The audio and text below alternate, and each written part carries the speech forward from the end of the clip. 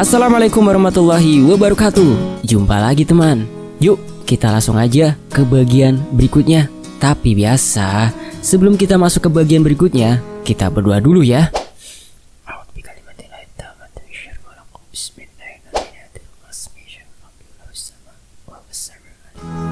Allahumma sholli ala sayyidina Muhammad sallallahu alaihi wasallam.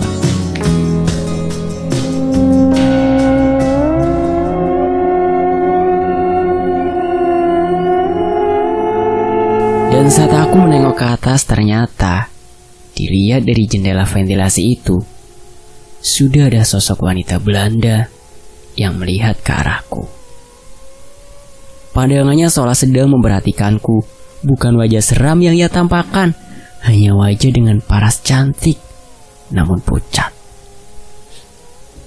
Karena saking kagetnya dengan kemunculan wanita Belanda itu, aku buru-buru keluar dengan sabun masih menempel di badanku yang belum sempat aku bilas. Tubuhku hanya tertutupi selembar kain handuk saja. Saat keluar dari kamar mandi, aku masih sekali melihat ke arah jendela ventilasi itu, dan sosok wanita Belanda itu juga masih berada di sana memandangku kemudian tersenyum. Seolah dia merasa lucu dengan tingkahku ini. Saat keluar dari kamar mandi, ternyata Nenek Lasmi sudah ada di sana. "Kenapa, Den? Kok seperti takut gitu?" tanya Mbok Lasmi padaku. "Itu Mbok, sosok yang tadi pagi masuk ke rumah kita dan ada di dalam mimpi nongol lagi di jendela WC barusan," terangku pada Nenek Lasmi. "Sudah gak apa-apa Den, dia gak berbahaya kok. Makanya saya biarkan dia berkeliling rumah ini. Setelah tadi pagi saat saya suruh Den Rian kembali ke dalam kamar, saya sempat berbicara dengan sosok itu. Ternyata memang ada yang mau disampaikan padamu Den Rian." "Hah? Kok aku lagi sih Nek? Kan aku belum pernah ketemu dan kenal sama dia Nek." "Gak apa-apa. Nanti malam jika dia datang lagi di mimpimu, temuilah dia. Tapi Nek..." "Sudah tidak apa-apa. Saya ini ditugaskan untuk menjaga kalian. Jadi kalau saya merasa itu aman, maka dengan kehendak Allah Subhanahu wa Ta'ala itu akan aman." "Baiklah Nek, jika memang menurut Nenek itu aman, ya sudah. Sekarang teruskan mandimu." Setelah mendengar penjelasan dari Nenek Lasmi, aku kembali ke kamar mandi untuk melanjutkan prosesi mandi. Walau di dalam pikiranku masih bertanya-tanya sebenarnya siapa sosok wanita Belanda itu? Kenapa dia ingin sekali bertemu denganku? Dan kenapa juga kalau dia ingin bertemu kok di dalam mimpi selalu memperlihatkan hal-hal yang mengerikan? Saat memasuki kamar mandi, aku melihat ke arah jendela untuk memastikan sosok itu sudah tidak ada di sana. Risih rasanya kalau lagi mandi ada seseorang yang mengintipku. Ternyata saat aku kembali masuk ke kamar mandi, sosok itu sudah tidak ada di sana. Dan akhirnya aku melanjutkan mandi dengan perasaan penuh tanya tentang wanita itu. Setelah selesai mandi, seperti biasa langsung ke kamar dan ganti baju. Dan seperti kebiasaan sehari-hari, kita ngumpul sekeluarga di ruang tengah, hanya untuk sekedar ngumpul saja. Singkat cerita, waktu sudah menunjukkan pukul 10 malam. Aku memutuskan untuk pindah ke kamarku dan ngobrol sebentar dengan Via sebelum tidur. Tapi kalau dia belum tidur juga sih. Saat aku coba chat Via, ternyata tidak langsung dibalas olehnya. Aku menunggu hingga rasa kantuk yang berat tiba-tiba datang menyerang. Dan tanpa aku sadari ternyata aku tertidur. Aku berada di sebuah tempat yang masih asing menurutku. Aku berada di sebuah tanah lapang yang luas dengan ada jalan yang sudah beraspal, namun tidak begitu lebar. Keadaan cukup ramai, belum banyak kendaraan bermotor, hanya ada 1 atau 2, itu pun hanya sekali ada. Pakaian yang digunakan oleh orang-orang di sana pun sepertinya model lama, alias kalau boleh dibilang dalam mimpiku ini, aku dibawa ke beberapa puluh tahun sebelum aku ada. Banyak orang berlalu lalang dengan pakaian sederhana tempo dulu. Bahasa mereka pun masih sangat halus jika bertemu dengan orang-orang. Tegur sapa masih menjadi adat yang kental di sini. Tapi tegur sapa itu tidak berlaku untukku. Saat aku coba menegur mereka, ternyata mereka diam saja atau cuek akan diriku, seolah menganggap aku tidak terlihat. Ada nggak peristiwa teman-teman negur orang tapi orangnya diem-diem aja? Rasanya gimana? Jelek. Oke, lanjut. Hingga sampai akhirnya ada seseorang perempuan Belanda yang mendekat padaku, yang jelas aku sudah tidak asing dengan wajah wanita itu. Tapi kali ini dia memperlihatkan wajah yang tidak mengerikan seperti biasanya. Dari kejauhan dia tersenyum manis kepadaku, seolah dia sangat senang bertemu denganku. Hai Dayat, apa kabar? Akhirnya kita bertemu lagi setelah sekian lama. Wanita itu menyapaku dengan logat Belandanya. Baik, jawabku gugup karena panggilan wanita itu yang jelas bukan memanggil namaku. Maaf mengganggu waktumu, tapi aku hanya akan berpesan sedikit. Tolong, temui aku besok malam di alun-alun dekat hotel seperti biasanya, tapi dalam kondisi semua orang dapat berinteraksi. Ah, maksudnya? Tanyaku yang kebingungan dengan maksud wanita itu. Temui aku besok malam jam 9 di alun-alun depan hotel, tepat di sini. Aku baru menyadari kalau ini adalah di alun-alun, tapi dalam kondisi yang berbeda. Karena ini emang berada di tahun yang berbeda. Yang aku sadari kalau ini daerah alun-alun adalah ternyata di belakangku adalah sebuah hotel kecil yang bertuliskan nama hotel itu, yang pada saat di zamanku hotel ini sudah lebih besar. Sesaat setelah wanita itu berpesan, dia kemudian berbalik badan dan beranjak pergi meninggalkan aku sendirian. Aku hanya bisa melihatnya menjauh dan hanya diam saja, hingga akhirnya aku terbangun dari mimpiku. Sepertinya aku baru saja terlelap tidur, tapi ternyata waktu sudah menunjukkan waktu sholat subuh.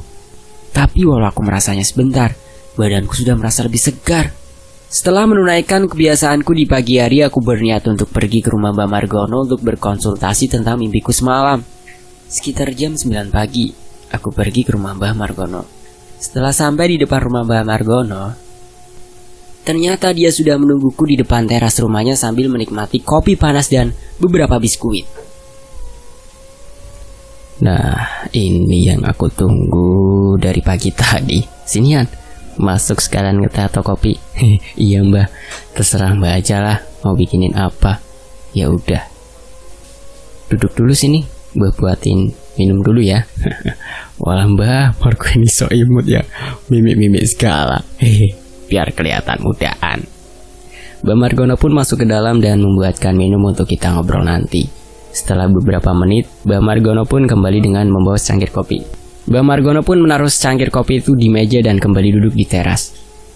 Bah, Dian mau cerita tentang mimpimu semalam toh? Mbah udah tahu. Lah, kok bisa? Terus Rian gimana Mbah? Rian gak ngerti sama yang dimaksud oleh wanita itu. Ya, temui saja dia di tempat yang sudah dia berikan tadi malam di mimpimu. Lah itu kan cuma mimpi Mbah, masa iya bisa jadi beneran? Sudah, dicoba dulu aja. Di alun-alun toh, depan hotel. Mbah, kok tahu sih? Padahal kan Rian belum cerita detail. Mbah udah tahu semua. Udah, pokoknya datangin aja nanti malam. Tapi temenin ya Mbah, wong malam banget sih. Takut kalau sendiri aku. Alah, anak laki-laki kok penakut. Ya udah, nanti malam Mbah antar. Setelah itu kita ngobrol hingga siang hari dan setelah itu aku kembali pulang. Pukul 8:30 malam, aku dan Mbah Margono pergi ke alun-alun dengan menggunakan sepeda motor. Aku seperti biasa menjadi ojek alias Mbah Margono membonceng di belakang. Ada yang keinget gak? Mbah Margono jatuh di sawah. Oke, kita lanjut. Kita sampai di sana jam 9 kurang 10. Kita berhenti di sebuah warung angkringan. Tidak begitu jauh dari titik tempat aku harus bertemu sosok itu nanti. Mbah Margono menyuruhku untuk datang sendiri tanpa ditemani. Oleh karena itu, Mbah Margono menunggu di warung angkringan itu. Dengan sangat terpaksa, aku menuju ke titik di mana aku akan ketemu dengan sosok itu nanti. Aku berjalan dengan ragu-ragu menuju ke sana. Sambil terus melangkah, aku sesekali menengok ke arah Mbah Margono. Saat aku menoleh ke arah Mbah Margono, terlihat dia masih melihat ke arahku. Dengan polosnya, dia mengacungkan jempol sambil tersenyum, seolah sedang menyemangatiku. Aku yang masih merasa ketakutan hanya nyengir kecut, karena merasa sedikit kesal harus bertemu sosok itu sendirian. Aku sampai di alun-alun depan hotel. Aku berdiri celingukan sambil menengok ke kanan ke kiri, mencari sosok itu. Tapi, belum juga sosok itu muncul, padahal jam sudah menunjukkan angka 9, sesuai janjian sama sosok itu di mimpi. Aku melihat ada kursi taman di sana, dan aku pergi menuju kursi itu untuk duduk sambil menunggu sosok itu. Saat aku letakkan pantatku di kursi itu, tiba-tiba suasana berubah. Yang tadinya ramai, berubah menjadi sunyi. Setelah aku duduk di kursi itu, aku pandangi sekeliling yang aku sadari ternyata berubah total. Lingkungan ini menjadi persis seperti keadaan di mimpiku tadi malam. Aku berniat untuk melihat ke arah Mbah Margono, memastikan dia masih terus mengawasiku dari kejauhan dan membantuku bila terjadi sesuatu. Tapi hal mengejutkan terjadi. Warung angkringan tempat Mbah Margono ternyata juga menghilang. Semua berubah, jalan yang tadinya lebar kini menjadi lebih kecil dan sama persis dengan di mimpi. Di sekeliling masih banyak tempat kosong atau kebun. Dan saat aku berdiri, aku baru tersadar aku baru saja duduk di sebuah batu. Padahal tadi aku yakin sedang duduk di sebuah kursi. Hal yang membingungkan menurutku. Apakah aku dibawa ke dimensi waktu masa lalu? Atau apa aku tak mengerti? Aku sama sekali tak berani beranjak dari tempat itu. Aku hanya berdiri sambil celingukan ke kanan dan kiri, menunggu sosok itu datang dengan perasaan yang sedikit takut. Aku melihat jam tanganku masih jam 9:10. Karena merasa sedikit takut, aku mengeluarkan cincin pemberian Mbah Margono, dan kemudian aku pakai sebagai bentuk jaga-jaga apabila terjadi sesuatu nanti. Karena aku sekarang ini ditinggal sendirian. Saat aku sedang berdiri menunggu, beberapa kali orang melintas di depanku dengan pakaian khas tempo dulu dan menyapaku ramah seperti di dalam mimpi. "Permisi mas, mari mas." Ada juga beberapa yang tersenyum padaku dengan ramah. Hingga akhirnya sosok yang aku tunggu pun datang. Seorang wanita Belanda yang menggunakan gaun putih sambil membawa tas putih berbahan kulit datang menghampiriku. Sosoknya tidak ada kesan menyeramkan, yang ada hanya wujud wanita cantik yang sangat anggun. "Hai Dayat, maaf menunggu lama." Wanita itu menyapa dengan senyuman. Iya, tak apa kok." Jawabku kaku, karena dia memanggil nama yang bukan namaku. "Maaf sudah mengganggu waktumu dan memintamu untuk datang kemari." Terlihat wajah bahagia darinya. "Iya, tidak apa-apa. Maaf sebelumnya, ada perlu apa ya? Kok memintaku datang kemari?" Tanyaku sopan pada wanita itu. Aku hanya kangen saja, ingin bertemu denganmu." Wanita itu berkata dengan tersipu malu. "Hah? Kangen?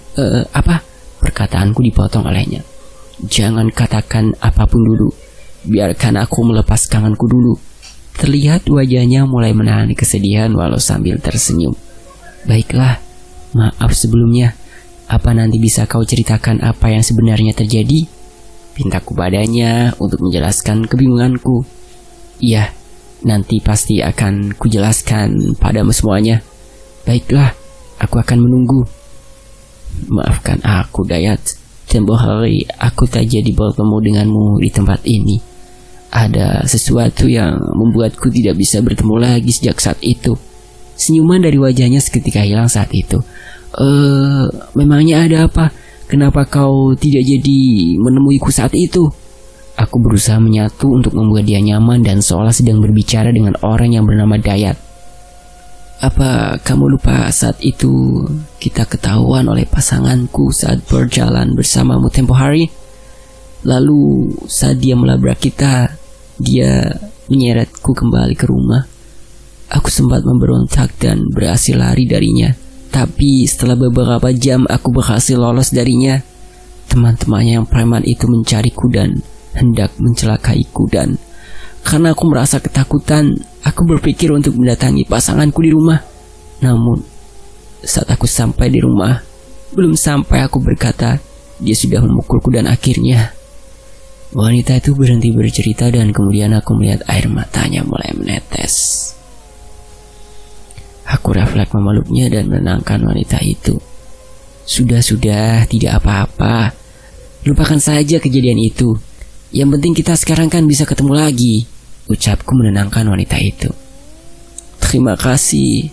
Kau memang tidak jauh berbeda dengan Dayat yang asli. Seketika aku langsung melepaskan pelukanku pada wanita itu. Ah, jadi kamu tahu sebenarnya aku bukan Dayat? Tanyaku terkejut. Iya, kamu adalah cucu dari Dayat dan aku hanya ingin melepaskan kangenku padanya karena kamu sangat mirip dengannya. Setidaknya setelah ini aku bisa pergi ke tempat seharusnya, terang wanita itu. Jadi apa yang ada di dalam mimpiku beberapa hari ini ulahmu ya? Kau hendak menyampaikan pesan ini? Iya, dan aku sudah mendapat izin dari sosok penjaga rumahmu saat itu yang diberi tugas oleh anak dari Dayat. Maaf kalau boleh tahu, kamu ini siapa ya? Dan ada hubungan apa dengan kakek buyutku itu? Oh iya, sampai lupa untuk memperkenalkan diri. Namaku Helena. Dulu aku tertarik pada kakek buyutmu karena sesuatu, dan sengaja dengan sembunyi-sembunyi berhubungan dengan dia karena pasanganku sangat posesif. Dan sampai hari itu terjadi, hari itu juga ceritaku dan kakek buyutmu berakhir. Tapi saking sayangnya pada kakek buyutmu, aku tidak bisa langsung pergi ke alamku yang seharusnya karena aku masih ada janji yang harus ditepati. Dan kali ini, melewati perantara dirimu yang sangat mirip dengannya, aku bisa merasa lega dan aku akan segera pergi ke tempat seharusnya. Turut berduka atas kejadian yang menimpamu, Helena. Semoga setelah ini kamu bisa lebih tenang. Kamu sangat mirip dengan Dayat memang. Dari caramu berbicara dan tingkah lakumu, bahkan caramu memperlakukan wanita sangat mirip. Apa benar demikian? Iya, karismamu ini sepertinya diturunkan olehnya. Kakekmu itu dulu memang banyak sekali yang naksir. Walau dia dari kalangan keraton, tapi dia selalu berbaur dengan masyarakat umum tanpa memperdulikan kasta yang saat itu masih sangat kental. Tak hayal banyak wanita yang kepincut dengan kakek buyutmu itu. Wah, andai saja aku bisa mengenal kakekku lebih lanjut lagi. Aku pikir kamu sudah mengenalnya. Hampir seluruh sifat kakekmu itu ada pada dirimu saat ini. Sifatnya, tingkahnya, dan wataknya sangat mirip. Karena permintaan Helena, aku menemaninya sebentar, hanya untuk melepas kangen dengan sosok kakek buyutku. Kita pun ngobrol. Aku yang hanya bisa mendengarkan tentang kakek buyutku dan hanya bertanya hal yang berkaitan dengan kakek buyutku. Cukup lama kami ngobrol di sana hingga akhirnya wanita itu yang mengaku bernama Helena berpamitan untuk pergi. Aku pun mengiyakan dia untuk pergi. Tapi sebelum pergi, aku mencium tangannya sebagai tanda perpisahan dan telah menganggap Helena seperti nenek buyutku sendiri. Ryan, kamu ini sangat mirip dengannya. Dia pun selalu mencium tanganku saat kita akan berpisah. Ucapnya sedikit terharu. Apa ya demikian? Aku mencium tanganmu karena aku sudah menganggap kamu adalah nenek buyutku ya. Walau bukan asli, tapi intinya aku udah menganggapmu demikian. Terima kasih Ryan. Teruskan hidupmu dan terus jalan hidupmu untuk menjadi orang yang baik seperti kakek buyutmu. Aku pamit dan terima kasih sudah mau memenuhi permintaanku. Dia pun kemudian pergi meninggalkanku. Aku hanya bisa melihat dia berangsur menjauh dan saat dia menjauh, aku lihat wujudnya kembali ke wujud terakhir sebelum dia terbunuh. Dari belakang walau tak begitu jelas, aku melihat seperti ada darah mengalir dari kepalanya. Terlihat juga bagian kepala yang terbuka akibat besakan skop yang dimimpiku saat itu. Tubuhku yang tadinya biasa saja tiba-tiba mematung dan rasa takut mulai menyebar ke seluruh tubuhku. Sosok Helena itu sempat berbalik kepadaku dan hendak mengucapkan kata terakhir sebelum dia benar-benar pergi dari alam ini. Saat dia berbalik, aku benar-benar terkejut dengan keadaannya yang sepertinya menunjukkan keadaan terakhir saat dia meninggal.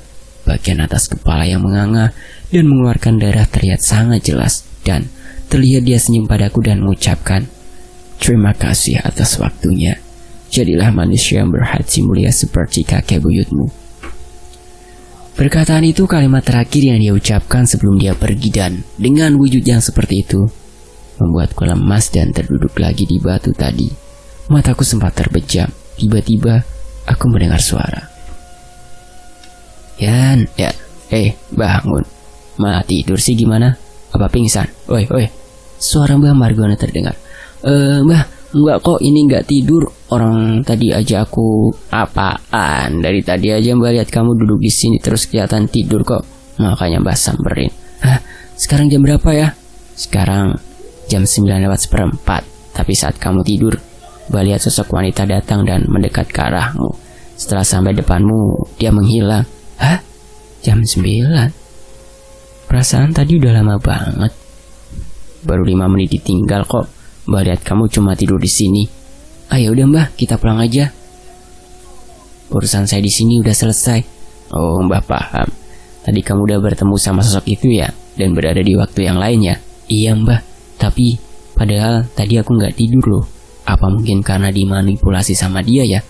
Iya, ya udah yuk, langsung pulang aja. Atau mau jajan dulu di angkringan?" "Enggak Mbah, pulang aja lah, capek rasanya." Dan akhirnya kita pun langsung beranjak pulang dengan Mbah Margono. Di dalam perjalanan aku sempat ngobrol-ngobrol tentang kejadian tadi, dan Mbah Margono pun menjelaskan tentang yang aku alami tadi. Apresiasi sebesar-besarnya buat Mas Rian ya. Terima kasih, dan admin undur diri. Wassalamualaikum warahmatullahi wabarakatuh. Terima kasih teman-teman.